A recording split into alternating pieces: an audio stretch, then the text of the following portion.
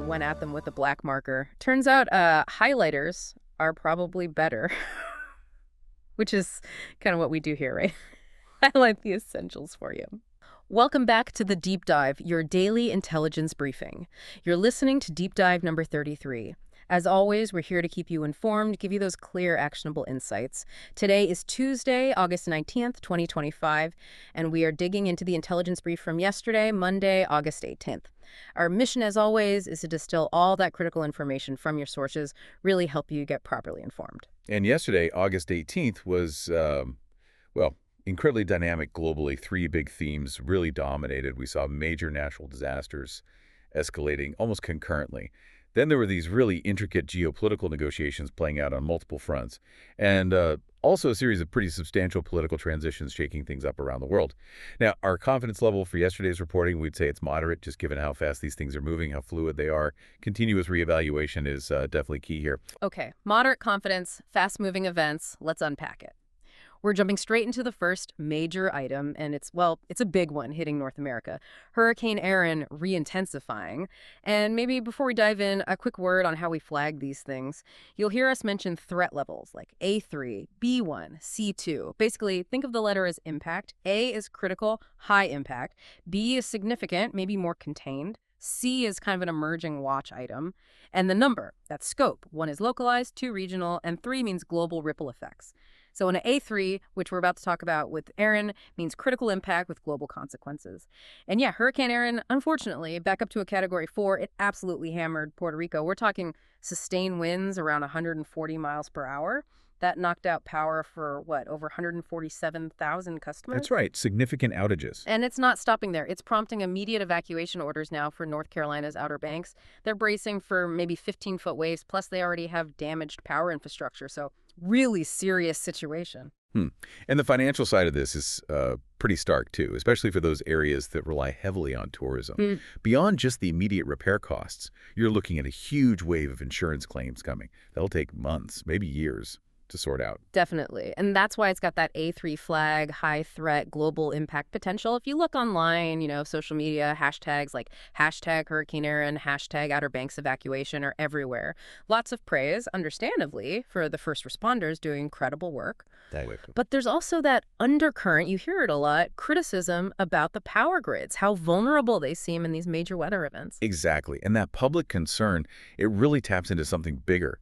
Hurricane Erin, as devastating as it is locally, it's also, a really stark data point in this broader global trend of climate-driven disasters. Right. It's not just one storm. Not at all. It's part of a pattern, and it really highlights this worldwide need for, much more resilient infrastructure.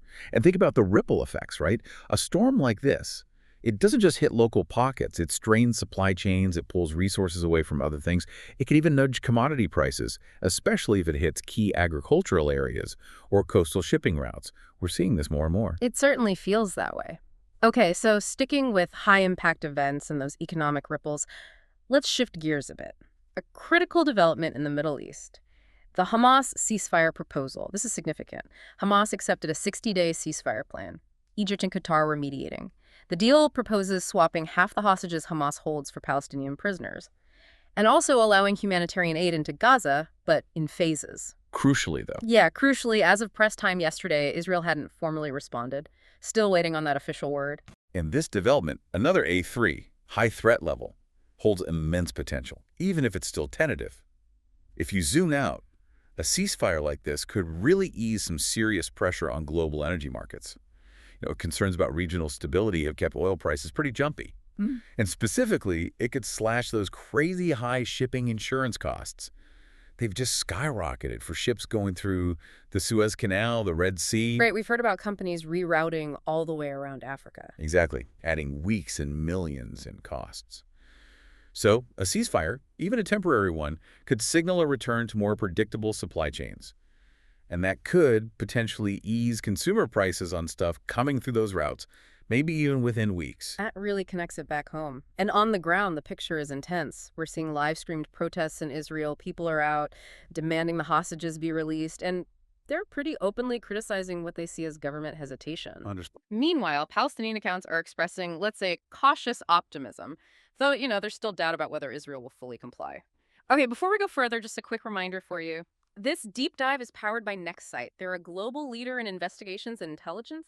Their OSINT platform, Site Connect, that's open source intelligence, is what fuels these reports. It allows for really deep customization. They handle everything from complex international investigations to high-level corporate intelligence. It's all about blending speed, precision, and, importantly, verified accuracy. You can learn more at www.next-site.com. All right, let's shift focus now to the diplomatic chessboard unfolding in Europe and Asia, starting with Ukraine. Yesterday, the European Commission and Ukraine put out a joint statement. Pretty strong stuff. They said future security guarantees for Ukraine must be NATO-like, and they flatly rejected any idea of redrawing borders by force. This came just ahead of a big meeting in Washington. Yeah, and that's an A2 threat level, moderate impact, regional scope, but the timing and the language are significant. These discussions, they're clearly aimed at shaping the agenda for that upcoming trilateral meeting with the U.S., and also critically about reassuring Ukraine, right? Showing continued robust support. Absolutely. That statement really kind of set the stage for this summit in Washington. And what happened when President Trump and President Zelensky actually sat down? Well, it was interesting. Trump committed to providing security assurances to Ukraine. Okay. But what caught people's attention was him floating the idea of a future trilateral meeting that includes Russia. A potential shift there. Yeah, it signals maybe a softening stance towards negotiation. We've flagged this as an A3 moderate threat, but with potential global ripples. Financially, this is interesting too. Could it open the door to lifting sanctions if peace talks actually progress? That's the big question. And it's already stirring up the markets. Speculation on defense stocks, some betting on de-escalation, others thinking demand for security stays high. Online, the debate is raging about those NATO-like guarantees. Lots of support from Eastern Europe, naturally, but you see some caution from Western European commentators worried about provoking Russia. And the internet being the internet. Oh yeah, the memes comparing the summit to Cold War meetings are already out there. Right, and when you look at the wider picture, these negotiations, they're clearly having an effect on European markets. The STOXX X600 index, for example, barely moved yesterday. Just a tiny 0.1% gain. Holding its breath. Exactly. It's like the market is just frozen waiting for a clearer signal before making any big bets. And that wait-and-see attitude, it can starve new projects of capital until the political situation clears up. That impacts recovery. Okay, and sticking with President Trump's claims for a moment, let's pivot to Asia. Another point of friction. China's foreign ministry came out and officially disputed President Trump's claim that President Xi had promised not to invade Taiwan. Right, a direct contradiction. Yeah. China basically reasserted its long-standing position. Reunification is an internal matter, and they issued a pretty stark warning against separatism. This one carries a moderate threat level, an A2. And the subtext there, financially speaking, seems aimed at calming investor nerves about Taiwan risk. Definitely. Everyone knows how critical those semiconductor supply chains are. Any escalation there wouldn't just be regional. It would hit globally, given Taiwan's huge role in tech manufacturing. So China's trying to manage that perception. Just a reminder as you're listening, Nextsight does more than just reporting. Their OSINT specialists and investigative teams are experts at connecting the dots across borders, verifying sources, and turning scattered data into actual strategies clients can use. Okay, let's broaden the scope a bit now. Look at some really interesting developments in public health and infrastructure innovation around the world. First, in Africa. The Africa CDC, that's the Centers for Disease Control and Prevention, they hailed a major advance with something called Cortum Baby. Cortum Baby. Yeah, it's the first malaria treatment specifically formulated for infants under 5 kilograms, tiny babies. It's a result of a public-private partnership, which is great to see, and it's now being rolled out across 8 African countries. Wow. We flagged it, A1, low threat, but honestly, a huge positive development could save countless lives, really shift public health outcomes on the continent. That's fantastic news. And then shifting over to Latin America, look at Brazil. The big utility company, Eletrobras, just signed a 5-year deal with C3 AI. Ah, the AI company. Right. They're going to deploy artificial intelligence tools to basically predict power outages, integrate renewable energy sources more smoothly, and cut down on losses in Brazil's massive power grid. That sounds ambitious. It is. We've got it as a B1 low threat level again. But what's interesting, I think, is how these two things, the malaria drug and the AI for the grid, they both point to this bigger trend. It's about innovative tech investments happening across continents, suggest real opportunities in utilities and pharmaceuticals, a global push for efficiency and better public welfare. Yeah, that's a great connection. But these tech advancements are happening alongside some pretty serious legal and regulatory actions hitting big companies.